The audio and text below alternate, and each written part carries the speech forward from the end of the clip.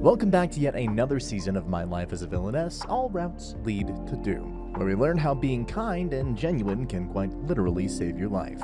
If you haven't already, definitely watch our recap of the first season, because here we'll be recapping the second season. Katarina ends up oversleeping because she was reading a book late into the night, and right after being woken up by Anne, she dresses up in her farmer attire, picks up a hoe and heads to her garden, while rejoicing at how she has successfully avoided her doom flags together with her alternate, but also has nice personalities. We also see a scene of Katarina in the past, jigging in her home at successfully avoiding the death flags in the game.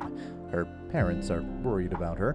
Anyway, later Gerdo talks to her about the upcoming school festival. Just hearing about it gets the girl excited, but only because her mind can't stop fantasizing about all the food stalls. Gerdo also steps up his game and offers her some candy, but Keith enters the chat, which leads to a little disclosure because, well, 2 boys, 1 girl. Following this, as she's contemplating using Madai's sweets instead of her carrots, Mary, Sophie, and Alan arrive and ask her for help.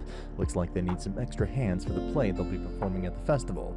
Of course, Katarina agrees to help. Just imagine, you could be steering a tiger tank while looking just like your favorite anime waifu. An almost spiritual experience, if I must say so myself. Guys, what we have here is the most comprehensive vehicle game ever made.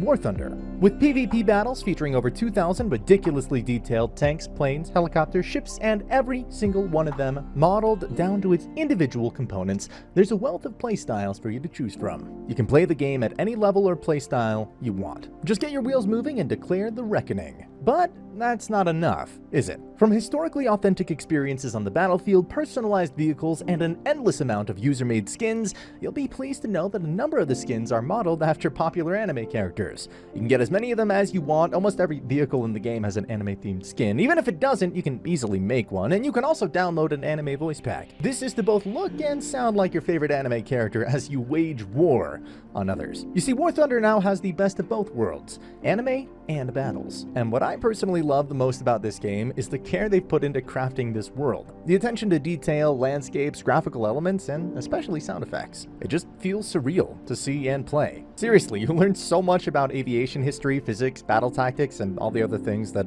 just don't feel that interesting when you read them in a textbook. And with that said, let's get back to the video. Preparations move along, and soon the day of the festival arrives. Katarina's taking a stroll, just humming around and enjoying herself, when she stops quickly to check her surroundings in case her mother's watching, and then runs off to the food stalls. Can't say she was particularly fascinated by the food choices, but thanks to the 3 girls who offered her a croissant, she had a good time. During the food hunting and all, Mary ends up witnessing Katarina and Keith enjoying a sandwich together. She gets upset because she isn't as dense as Katarina, but Katarina ends up misunderstanding it. She thinks that Mary has feelings for Keith. She then meets Sophia and Nicole. The 2 siblings mention how they don't understand why Katarina isn't in the play. This then leads to Katarina and Nicole doing a rehearsal. It goes south really fast because everyone has an unusual chemistry with Katarina, and well, Nicole also confesses his love for her under the guise of the play. Following this hectic scenario, Katarina pulls up at Maria's stall, who has sold a lot of sweets. Raphael is also there, and he reveals that Maria is now part of the magic department. He also talks Maria into recruiting Katarina as well, because once Katarina gets married, it'll be difficult to spend time with her. And well, she succeeds in recruiting her. After all these encounters, Katarina finally meets Jordo and Alan, but not just them. She also meets their older brothers, Joffrey and Ian, who are attending the festival with their beautiful fiancées. Apparently, they're here for some official business. Jordo himself is distracted because his subordinate tells him something happened somewhere. We'll get to that later. As for now, it's time for the long-awaited play. And when has there been an anime festival play without trouble? Turns out one of the actresses couldn't make it because of an injury, so Katarina has to fill in for her role. The play itself is based on Cinderella. She'll be playing the role of an evil stepsister, together with Mary, while Maria is Cinderella. Jordo is going to be the prince, and Keith will be a random villager who's just friends with Cinderella. Katarina really isn't sure about playing the role of the villain, and the Council of Katarinas gather once again to try to decide their best course of action, and ultimately, Katarina chimes in. But the trouble has only just begun. Saphira prepares a cure card to help her with her illness, but during the play, she loses it. This complicates things, but Katarina improvises on the fly and brings out her default villainess skills. It works. She succeeds in completely captivating the audience. So much so that Sophia also improvises and ends up sending a new character into the story, a masked thief played by Nicole. He sneakily kidnaps Katerina during the ball scene, and this stirs Giorgio and Keith in an unpleasant way. They aggressively pick a fight with Nicole. Now, things were going off once again, but Katerina stepped up and explained that the whole fight was part of her plan. She succeeded in her goal of winning the prince's attention. The day ends with Sophia's play becoming a massive success. Everyone appreciates their gratitude to Katerina for basically, saving their arses the way she did. However, as she is on her way to the after party that night, she's captured, drugged, and then taken somewhere else. Alright, who did this to our girl? A day passes by and no one's seen her. Suffice to say, Giorgio and the others begin to get very worried, especially when he receives a letter stating that if he wants her back, he'll have to renounce his right to the throne. Talk about one major ransom. Katerina herself is then seen waking up in a nicely done bedroom. The first one to greet her is a maid named Lana. She asks her what's up, and while Lana can't answer, two others enter her room right then. It's Selena, the fiancée of Giorgio's older brother, Ian, along with a rather dashing-looking butler. They pleasantly explain how she was kidnapped by them and brought here to this place. The Council of Katerina's quickly holds a meeting in her head about this fiasco. She ends up asking them about her ransom money, because that's all this is about, isn't it? But for some reason, Selena starts acting weird and is escorted out of the room by the butler. The guy's name is Rufus. Still, Katerina is well taken care of. She is served her favorite sweets and novels. Going back to Giorgio, his brother Joffrey offers to help resolve the situation. And then later at night, Katerina enjoys a wonderful dinner together with Rufus, Lana, and Selena. But once again, Selena acts weird and is taken to her room by Rufus. Katerina is just as confused as the rest of us. She also wonders what's going on with her friends and if they're worried, which indeed they are. Other than Giorgio, Mary and Alan are also trying to find and rescue her. Then when Selena goes back to being normal again, she pulls up to Katerina's room and explains everything. How she's the one behind the kidnapping, and the other reason she did it was because she wants Prince Giorgio to renounce his right to the throne. This will allow Prince Ian to get ahead. Subsequently, Giorgio and the rest of Katerina's friends are all talking about the rescue operation. Mary is in deep stress, but Raphael assures her that Katerina is okay. And to be fair, well, she is okay. Katerina has been enjoying sweets and novels at this place and is now also having a deep conversation with Selena. Selena believes that Ian hates her, but she does truly love him. Therefore, her ultimate goal is to make him the king and then turn herself to the authorities. Katerina calms her down and tells her to first ask Ian how he truly feels about her, but just when you think you know what's going on, Rufus shows up, just completely knocks Selena out using sleep magic and declares that he'll make her, Giorgio, Ian, and Katerina disappear, and he looks serious. That night, Katerina had a hard time sleeping, and I don't blame her. Next day, when Rufus wakes up, she immediately asks him about Selena, and he replies that there's nothing to worry about. The conversation then takes a dark turn when she asks Rufus if he knows dark magic, and he replies he does, but all he's doing is following his master's orders. It's revealed that his master, David Manson, wants Joffrey to be the king. That's when he asks Rufus to take Ian and Giorgio out of the picture along with their fiancés. By this time, Rufus starts getting a little confused. Katerina should be so afraid of him by now, but she chows and munches on her breakfast and enjoys every bite, like usual. You can probably imagine his surprise when she states that rather than being afraid of him, she thinks he's actually pretty cool for, being a spy and all. This prompts Rufus to drop his sad backstory, how he was an orphan living in an absolute dumps without a name or a home, but one day his life changed when he was adopted by a genuinely big-hearted mage. The mage gave him the name Sora and treated him like his own son, but it didn't last. He resorted to stealing medicine for the mage because he was on deathbed, but it was too late. Eventually, he was sold to his current master as a slave. Still, he doesn't have any resentments or anything else because it could have been much worse. Once again, Katerina is delighted, this time by Rufus's positive attitude. The two of them talk all day, and Rufus also mentions how he learned dark magic. They then have dinner together, and Katerina wonders if she should give him the brooch she got at the festival, but things escalate rather quickly when he takes her back to the bedroom and boldly declares that he's already head over heels for her. Unfortunately, this moment is ruined when Lana enters the chat and says that something urgent requires his attention. It's a letter stating that the investigation for Katerina has spread all the way to his master.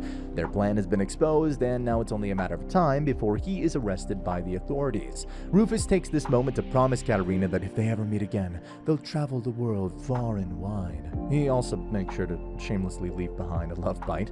The jig is up. Katarina's friends raid the scene, and the maid Lana reveals herself to Lana Smith from the Magic Ministry. She's actually Raphael's boss, and that's why Raphael knew everything would be okay. Rufus is arrested, and the kidnapping arc ends. In the morning, Selena and Ian share a moment as lovebirds. Then in Katarina's room, when the love bite is seen by Giorgio, he boldly steals a kiss from her lips. All their friends were there, and I guess you can consider them a little shocked.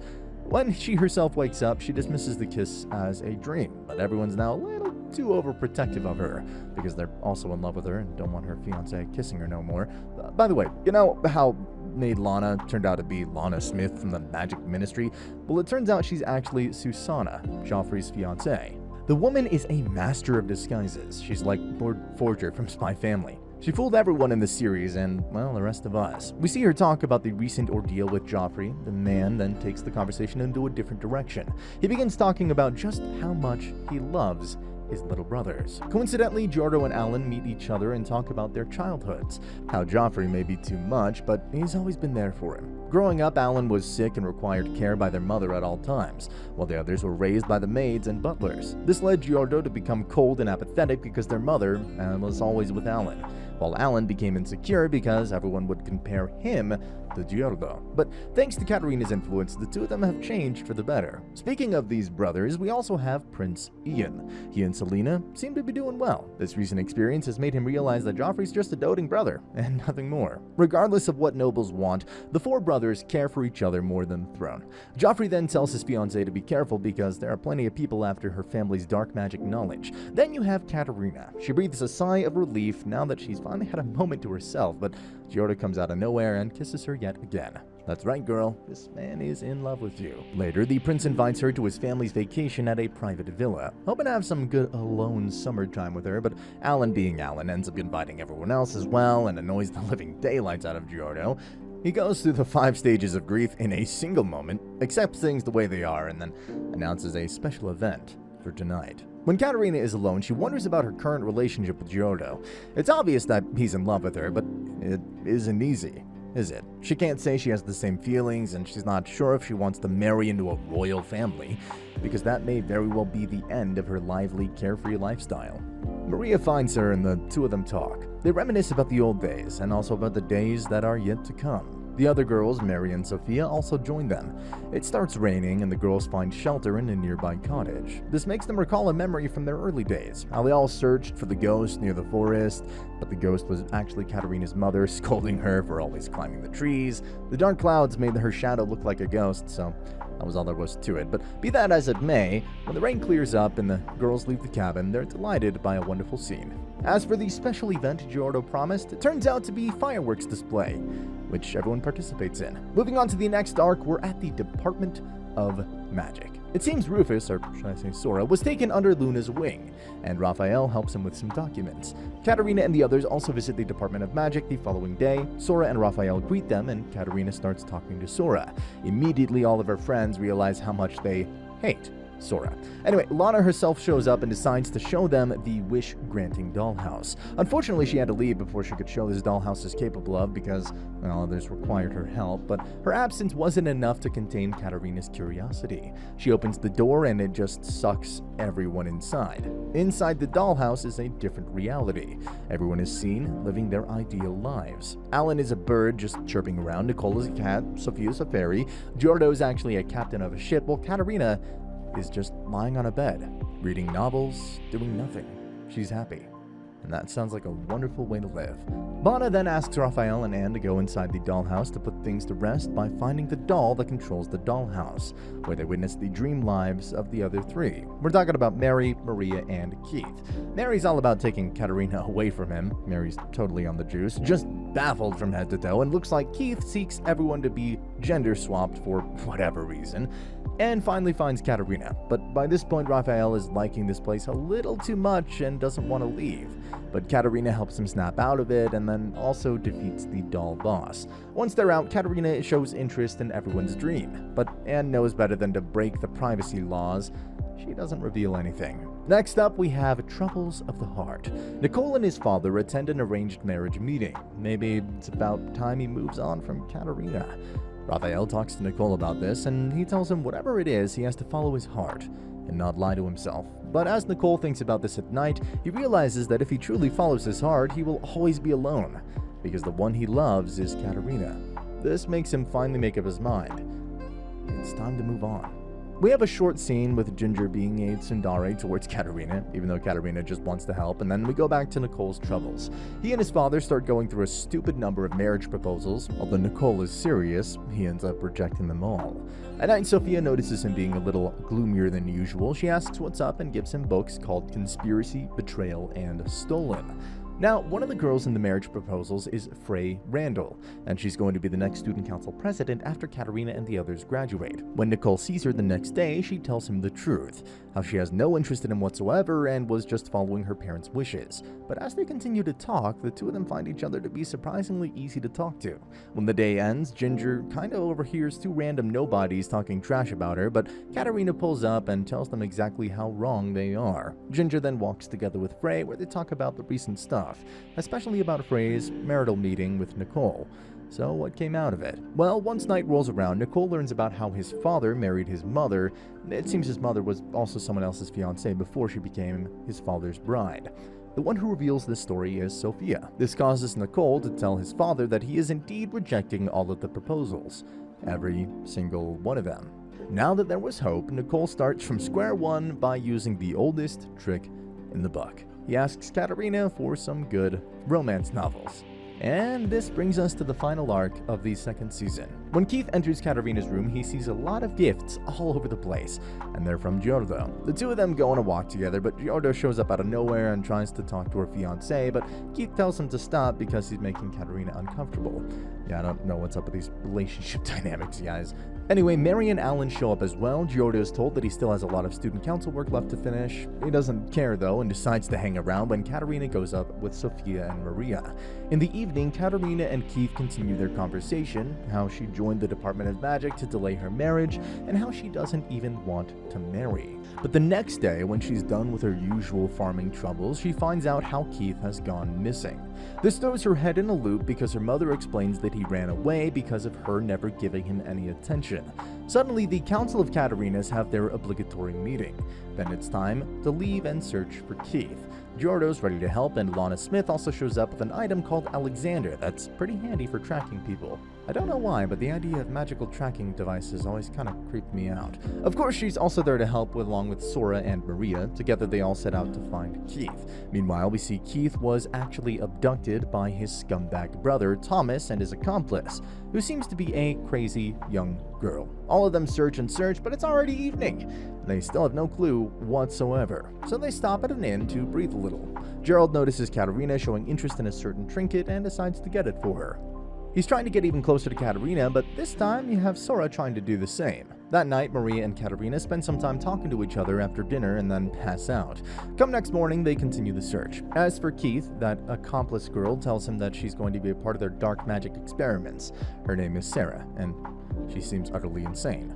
After telling him what's up, she proceeds to put a spell on him. Katerina, on the other hand, has a nightmare. She tries to go out for a walk and ends up running into Giordo, and then even Sora enters the chat. Eventually, the group resumes their journey and arrive at a town called Noir.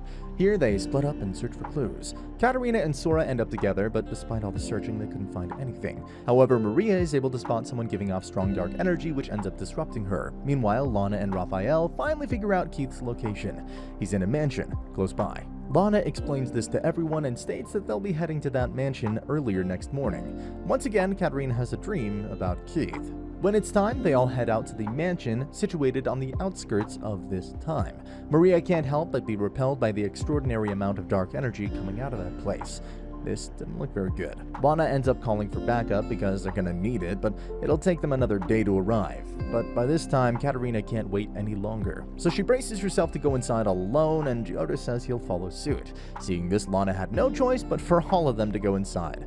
They all invade the mansion. The Alexander tracker gives them the precise directions as they're searching the place, and they also come across Thomas, who's just laying on the floor, all unconscious. They snap him out of it and make him spill the beans. He reveals that he had Keith kidnapped simply out of pure envy and hatred. His entire goal was making Keith suffer because he was doing so much better than him in life. Thomas ends up dying because of substance abuse, or should I say dark magic abuse? While the group enters a hidden passageway, the dark magic is restricting something. Now, remember the trinket Giotto bought for her? Well, it somehow acts like a mirror and displaces the magic, which ends up freeing Keith. Finally, they've found him. He wasn't conscious, but when he does wake up, he's quick to kiss Katerina on the cheek, but falls asleep again. And then suddenly the dark magic up in the air transforms into a puppy because, well, dark magic. The puppy is still quite affectionate towards Katerina, though. Now Sarah pulls up in the room like a boss, tells everyone that she wanted this puppy for herself, but it's cool, Katerina can have it, and then leaves the room. With all this done, they head home. Katerina names the puppy Spot, by the way, just in case you were wondering. Later, when Keith wakes up, Katerina goes to see him, and it is here that he confesses his love for her. Mind you, everyone else is there in the room. Giorgio disagrees and says that she belongs to him, but then everyone disagrees and says that she belongs to no one. And finally, we have the graduation ceremony for Katerina's class. Giorgio gives a nice speech, as expected, and, well, the Council of Katerinas gathers around yet again. They reminisce about the past 2 years, and are proud of having survived this long. There's a party where Katerina makes sure to fill her stomach with all sorts of delicious delights. Their juniors, including Frey and Ginger, show their appreciation to the seniors.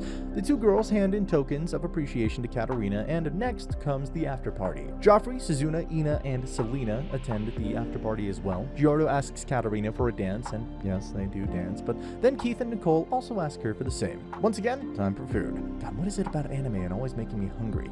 This time, the one who approaches Katerina is Alan, but before he could say much, Maria and Sophia also enter the chat.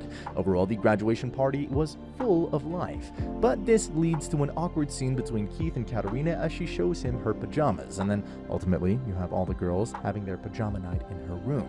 Then, when she's asleep, Katerina has an interesting dream. It's about Fortune Lover 2. Love at the Magical Ministry. As it turns out, the story of the game has far from ended. New characters will be joining her life very soon. The next day, she has a good time farming in the yard with everyone, and looks like they all followed suit and joined the Department of Magic as well. And when Katerina and the others do show up at that place, she notices the same new characters as the one she saw in her dream. Just like that, her fears and anxieties return as the outcome of her life is uncertain once again. This may be where the story of this season ends, but Katerina's life as the default Villainess character is far from here. Looks like the sequel movie will be coming out anytime this year. For now, all we can do is wait and wish our girl the best, especially with regards to her romantic life. Wouldn't you agree? And that is the end of the video. As always, if you liked what you saw, subscribe to the channel. I'll be uploading a lot of videos just like this, so I'll see you at the next one. Go play War Thunder for free on PC, Xbox, or PlayStation using the link in the description box down below. It'll give you 7 days of premium account, 100,000 silver coins, and a booster to get things rolling.